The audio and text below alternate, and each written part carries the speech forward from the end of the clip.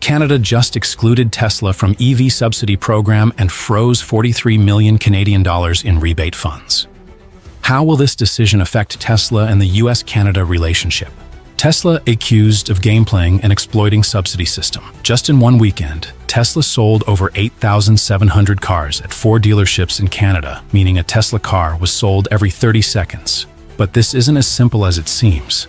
Tesla demanded a rebate of up to 43 million Canadian dollars just before the subsidy program's budget expired. The Canadian government noticed signs of abuse, suspecting Tesla was manipulating the system to profit from this program. Chrystia Freeland, Canada's Minister of Transport, ordered a thorough investigation of every record and immediately halted all payments to Tesla. But can Tesla prove that its actions were legal? Is there truth behind these suspicions? Or is it simply a misunderstanding by the Canadian government? Political retaliation targeting Elon Musk and Donald Trump. Less than a week after President Donald Trump announced a 25% tariff on cars imported from Canada, the Canadian government made a strong move to retaliate. And it's no coincidence that Tesla, a company led by CEO Elon Musk, a close advisor to Trump, became the first target. Prime Minister Mark Carney declared, "We will not use Canadian taxpayers' money to fund an American company manipulating the market and breaking the rules." This is clearly a political attack, aimed at protesting the US tariff decision and the close ties between Musk and Trump.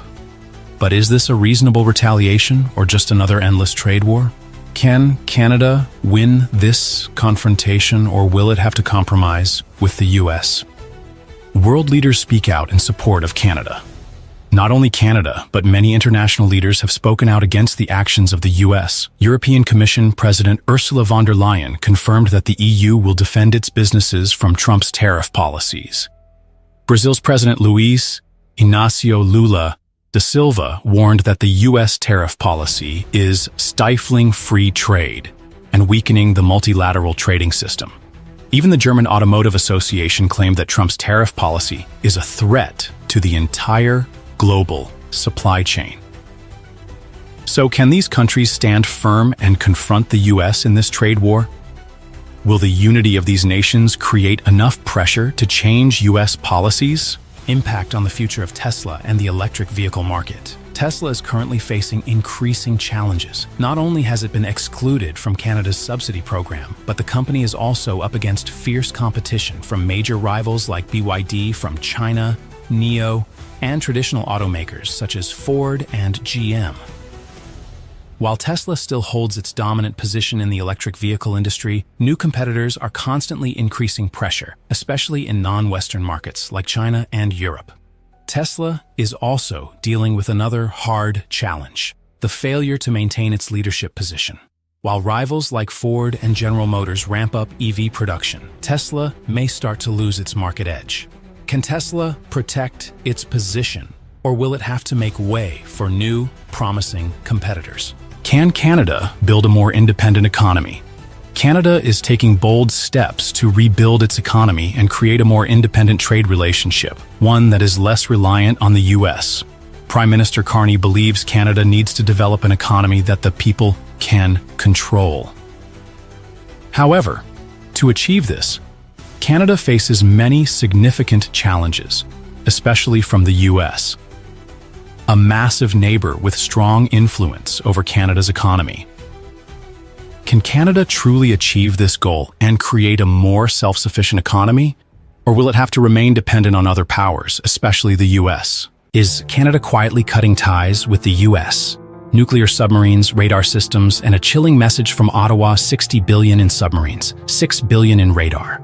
A 19 billion F-35 deal on the edge of collapse. One of America's closest allies is quietly stepping out of its shadow. A firm message from Ottawa: the US-Canada relationship is deeply fractured. But this time, it's not about tariffs or immigration policies. It's about nuclear submarines, long-range radar systems, and a total rethinking of national defense strategy without relying on the United States. Canada's new Prime Minister, Mark Carney, a former governor of the Bank of England, declared, "We cannot and should not entrust our national defense to anyone else." This statement wasn't meant to provoke. It was a clear, calculated signal to Washington, at a time when trust between the two countries is at its lowest in decades. Nuclear submarines not made in USA. Earlier this month, the French nuclear-powered submarine FS Tourville docked in Halifax, Nova Scotia, just 300 miles from the US border. But this wasn't a diplomatic visit. It was a live demonstration of France's latest naval technology for Canadian defense officials. Canada is now preparing to replace its aging submarine fleet in a modernization plan worth 60 billion Canadian dollars, roughly 42 billion USD. They plan to acquire between 6 and 12 nuclear-powered submarines, specifically for long-duration operations in the Arctic, where competition for control is intensifying. In the past, major arms deals like this almost always went to American companies. This time, France is leading. Backed by its Barracuda-class submarine program and a strengthening defense partnership with Ottawa, long-range radar, choosing Australia over the US. Shortly after, Canada announced a major investment, 6 billion Canadian dollars, into the JORN radar system, developed in Australia. JORN is an over-the-horizon radar capable of detecting aircraft and ships up to 3,000 kilometers away by bouncing radio waves off the ionosphere, covering the vast Arctic region in real time. What's striking is this. Canada bypassed all the US defense giants. No Lockheed Martin, no Raytheon, no Northrop Grumman. Why? Because Canada no longer trusts American defense consistency. The Arctic is too critical to leave in the hands of uncertain alliances. Canada wants sovereign surveillance free of foreign pressure, even from its southern neighbor. F-35 deal under review. Then came the bombshell. Canada is now reconsidering its $19 billion contract to buy 88 F-35 fighter jets from the US. The agreement was signed in 2023, and Canada has only paid for the first 16 units so far. But now, the government is reviewing the entire deal and may switch suppliers. Defense Minister Bill Blair called it a necessary strategic decision to protect Canadian sovereignty. But analysts are calling it what it really is: the strongest warning Canada has sent to the Pentagon in over 30 years. NATO allies are watching, and this shift isn't isolated. Just weeks ago, Portugal canceled its own F-35 procurement, citing unpredictable US foreign policy as a key risk for NATO unity. Portuguese Defense Minister Nuno Melo made it clear, we must rethink our reliance on a partner whose positions change too quickly. And that's the heart of the issue. Can a unified defense system survive when its central pillar becomes volatile and erratic? A post-NORAD era? For decades, NORAD, the North American Aerospace Defense Command, was a symbol of unshakable trust between Canada and the US. But behind closed doors, Ottawa is quietly building alternative systems, from Australian radar to French submarines and more European tech contracts. Canada is not just diversifying suppliers, it's restructuring its entire defense ecosystem, piece by piece. This is not just procurement, it's a strategic realignment of historic proportions. Stay tuned to see how Europe, Asia, and Washington respond next. When a former US president has a meltdown at 2 a.m., posting like a heartbroken teenager just to threaten the world, you know something serious is wrong with America. 2 a.m., a president, or just an ex? In the middle of the night, while most of America was still asleep, Donald Trump's social media lit up like a teenage breakup. More than 10 posts in just 1 hour, and right in the middle of it, a bombshell. If the EU and Canada team up, I'll slap them with killer tariffs. Not a formal speech, not an official statement, just a midnight threat, typed out like someone just broke up with the country. This led many to ask, is this a strategic move or the sign of a man losing control? Is it a last-ditch attempt to distract the public, while the ground beneath him quietly begins to shift? And if that's true, then America's real problem may be bigger than tariffs. Less than 24 hours later, the backlash begins. It didn't take long. Within 24 hours of Trump's late-night posts, America's oldest allies began pushing back. Hard. Doug Ford, Premier of Ontario, a man once seen as one of Trump's biggest fans, suddenly flipped. We'll make sure the US feels the pain. I'm sorry for the American people, but this is on Trump. Then came France, then the UK, then the entire European Union, all backing a new trade alliance with Canada. Without the United States, they were once best friends forever. Now it's block, unplug, and remove from trusted partners list. One EU trade advisor even joked, Trump used to host the party. Now he's locked outside the living room.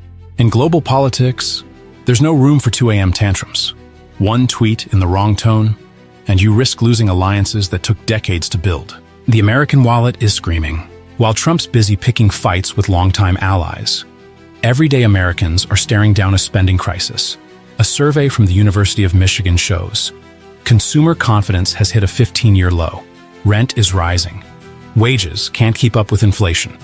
And basic living costs are crushing family budgets. Some experts warn, those 2 a.m. tweets aren't just impulsive. They're a distraction tactic. When the economy's in chaos, picking a fight overseas becomes the easiest way to divert attention. A Bloomberg analyst put it best. Americans don't care who yells the loudest. They care who makes life a little easier. He says, make America great again. But all we see is make recession real fast. From America first to America alone, Trump once said, America first. But now, it's starting to look more like America alone. Major U.S. companies, Tesla, Apple, GM, they're quietly shifting production lines to Canada and the EU, all to avoid the risks of sudden U.S. policy swings. Within 48 hours of Trump's latest tariff threats, stock prices for major manufacturers plunged. Investors got the message. Political chaos is not a business model. You can't lead the world if the world no longer wants to follow, because no one wants to build their future in a market where tomorrow could be undone by a late-night emotional post. True leadership doesn't shout. It earns trust. Not everyone wants to stay at the party. In a world full of uncertainty, what countries and businesses need most is stability and trust. But if a nation keeps changing its message, threatening partners, and shaking confidence in the market, then no matter how grand the party may be, guests will start leaving. Allies need consistency. Investors need to calculate risk. And the American people? They need answers for tomorrow, not midnight promises made in the dark. If someone wakes up at 2 a.m. just to threaten the world, then we have to ask, are they really in control of the situation? Or is the situation controlling them? Right after the closing bell rang, the president held a press conference from the Oval Office, a timing that avoided immediate investor response, but created an uncontrollable ripple effect. And what we're going to be doing is a 25% tariff on all cars that are not made in the United States. If they're made in the United States, there's absolutely no tariff. With over 6 million imported vehicles per year, this is not a routine policy. It signals a complete restructuring of the global auto supply chain. Markets responded instantly. CNBC reported that auto stocks dropped sharply. GM lost over 5% within minutes. Beyond the auto sector, the president extended the tariff plan to pharmaceuticals, a sector where the U.S. relies heavily on imported active ingredients. According to the FDA, about 72% of pharmaceutical ingredients come from abroad, mainly from China and Ireland. In order to bring our pharmaceutical industry back, we don't make anything here in terms of drugs, medical drugs, different types of drugs that you need, medicines. It's in other countries, largely made in China. This means higher manufacturing costs and likely higher drug prices. Seniors, chronic patients, and low-income groups may face serious consequences. Despite clear signs of concern, the president showed little urgency. That'll all take care of itself. That could take care of itself in 1 day, 2 days, or 1 week. But for millions of Americans with 401ks, IRAs, and stock investments, this isn't a temporary dip. It threatens retirement funds and long-term financial security. Such indifference risks damaging public trust. During the press event, the president was asked about Signalgate, where senior officials allegedly shared military plans via unsecured group chats. Hegseth is doing a great job. He had nothing to do with this. Hegseth. How do you bring Hegseth into it? He had nothing to do. Look, it's all a witch hunt. But leaked texts revealed direct action steps. 11:44 Eastern, go for mission launch. 12:15 F-18s launch. 13:45 strike window starts. These are strategic military coordinates. Leaking them could violate the Espionage Act and jeopardize operational security at a time of global volatility. Immediately after his strong remarks on tariffs and security, the president pivoted to talk about whales and coal. Something happened out there. There's something driving the whales a little bit loco, but they lost 2 in 20 years, and now they lost 17 in a short period of time. So, and they're using coal, which is very powerful. Coal is a very powerful energy, and we're opening up our coal mines again, and we're going to do, I call it beautiful, clean coal. The technology is so good now that coal can give you tremendous power at the same time. It can be very clean. But we're also obviously doing oil and gas and various other things. You can do pretty much whatever you want. We don't like the wind because we think it ruins the landscapes, the plains, ruins them.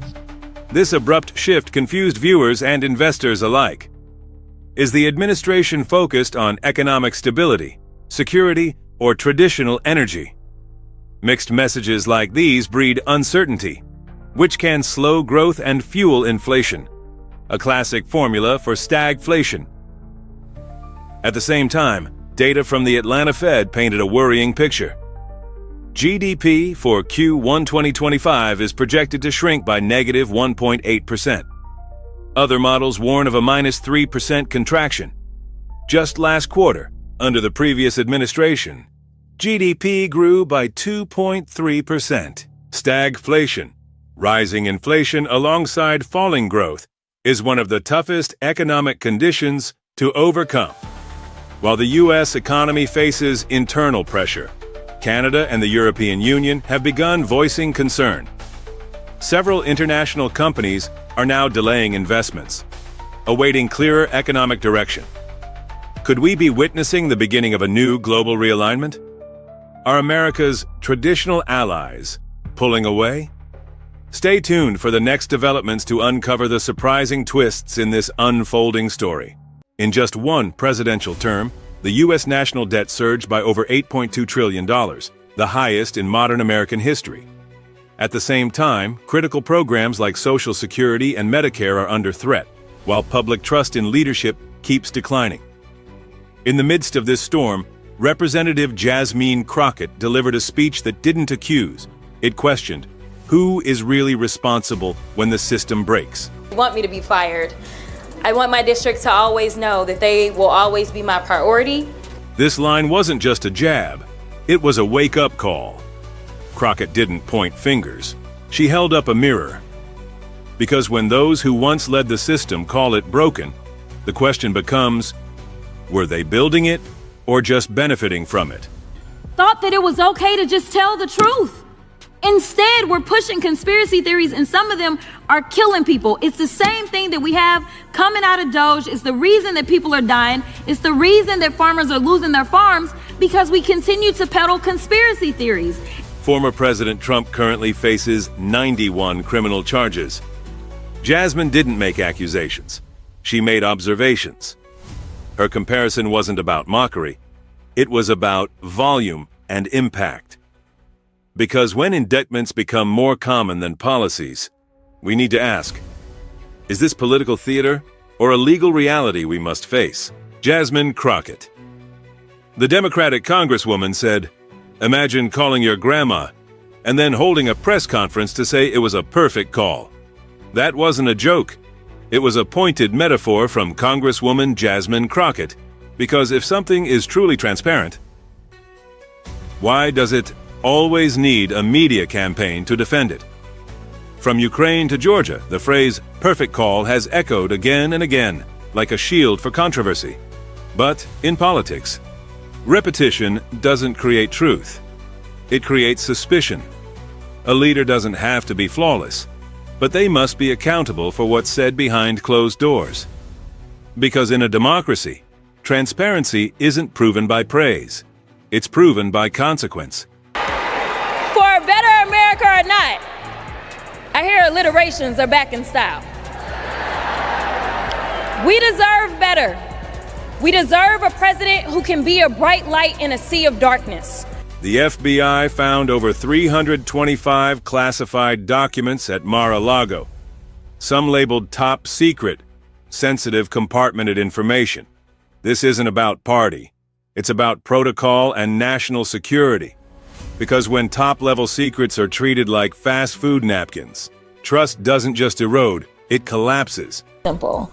We right now have a white supremacist that is sitting in the White House. He is backed up by other white supremacists. And if you really want to know who the criminals are in this country, you can Google it. You don't have to trust me. But the people that commit 80% of the most violent crimes in this country are white supremacists. Yet for whatever reason, they sit and they serve at the pleasure of the president. They are the ones that were there on January 6th, tearing our democracy down physically, and now we have them tearing us. This is not what we should be doing. I don't even know why we fighting with Greenland. Why we fighting with Greenland? We fighting with Canada. We fighting with Mexico. Yet we in love with Putin. What is happening? Like, this is not America. This is a terrible nightmare. Somebody slap me and wake me the fuck up, because I'm ready to... Crockett didn't use fear. She used facts. 80% of the most violent crimes, she said, are from domestic extremist groups. Yet they are often overlooked while threats abroad dominate the headlines. And then came her challenge on foreign policy. Are we rejecting allies like Canada and Mexico while embracing figures like Putin? If so, what does that say about our national priorities? Don't look away. What happens next will surprise you.